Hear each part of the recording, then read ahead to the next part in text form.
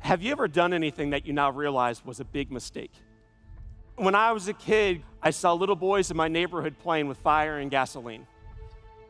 What these little boys would do is they would sprinkle some gasoline on a sidewalk, they would strike a match, throw the match on top, and the gasoline would dance to life. And when you're 9 and you're a boy, this is fun. This is awesome. Mom and Dad are gone. The house is mine. I walk into the garage, light a piece of cardboard on fire, bend down next to a 5-gallon container of gasoline. Nobody's watching. Before the liquid comes out of it, what shows up first? The vapor, the fumes, the invisible stuff. In life, my friends, it's very seldom what we see coming that burns us. That day, those fumes raced out, grabbed that little flame, pulled it back into the container, created a massive explosion, picked me up, and launched me 20 feet against the far side of the garage. As a little boy, I got scared, I panicked, I ran on fire, through the flames, back into my mom and dad's house. Decision that changed my world. One moment, I'm a perfectly happy and healthy little fella, and then it changes. I found myself as a 9-year-old on my back with burns on 100% of my body. I am dying. I'm laying there. I'm scared and afraid and mad and sad and looking up at the ceiling, and all I could think as a child is, oh my gosh, my dad is gonna kill me when he finds out. He walks over to me, points down, John, look at me when I'm talking to you. So I look up at my mean dad, and he says, I have never been so proud. And then my dad said, I love you. I love you, I love you. And hearing all of this, I'm 9, I crossed my arms, shut my eyes, and thought, oh my gosh, nobody told my dad what happened. I had months to reflect and to listen and to pause. I hear my door open up, somebody walks in, I hear footsteps, and then this voice speaks light into the darkness. And the voice says loud and clear, kid, wake up. Wake up. Jack Buck was my childhood hero. I listened to him all 9 years of my life. Loved him. When he walked away, he moved his way down 3 doorways, leaned his head against the glass door, and just started weeping. One of the nurses walks over to him, kneels down in front of him, looks up and says, Mr. Buck, are you okay? And the announcer looks down and says, I'm not sure. The little boy won't make it, will he? The expert looks up and says, Mr. Buck, there is absolutely not a chance. It's just his time.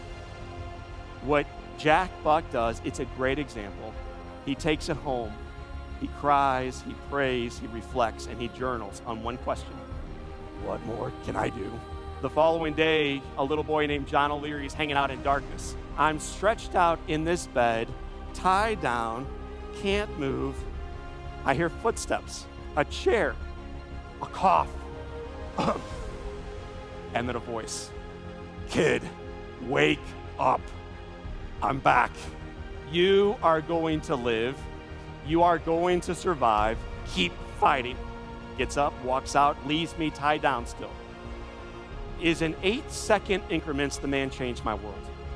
What I learned years later, and this is cool news for all of us in this room, it also changed his life. It always changes the life of the giver.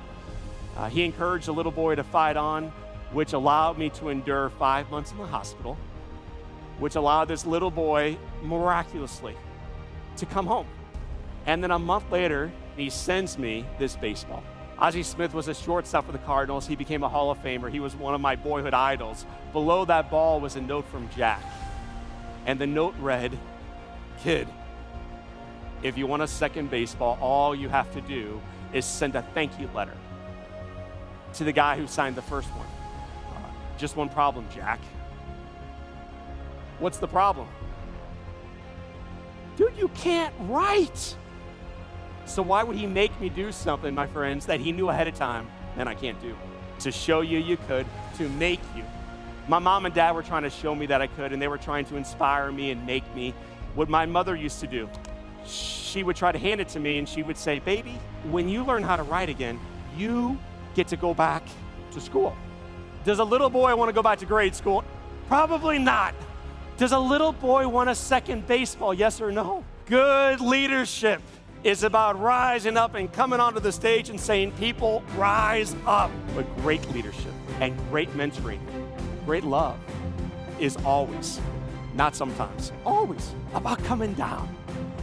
It's about meeting people where they are, in their struggles, in their challenges, in their adversity. Jack came all the way down to the level of a 9-year-old. I wrote the note, mailed it off, and 2 days later, I got a second baseball. With a second note that read, kid, if you want a third baseball. 1987, a busy announcer sends a little boy 60 baseballs. 60. Jack taught a little boy how to write, which allowed that little boy to go back to grade school. Somehow, through God's grace, man, you graduate. Who knows how? You graduate. Graduation night, who shows up right on time is this leader that I have looked up to my entire life. My mentor, my hero, my buddy, Jack Block. He shows up with a package and a note. I open up the letter, then I open up the box. Kid, this means a lot to me. I hope it means a lot to you too. This is the baseball that I received when I went into the Hall of Fame. There's only one like it in the entire world. It's yours.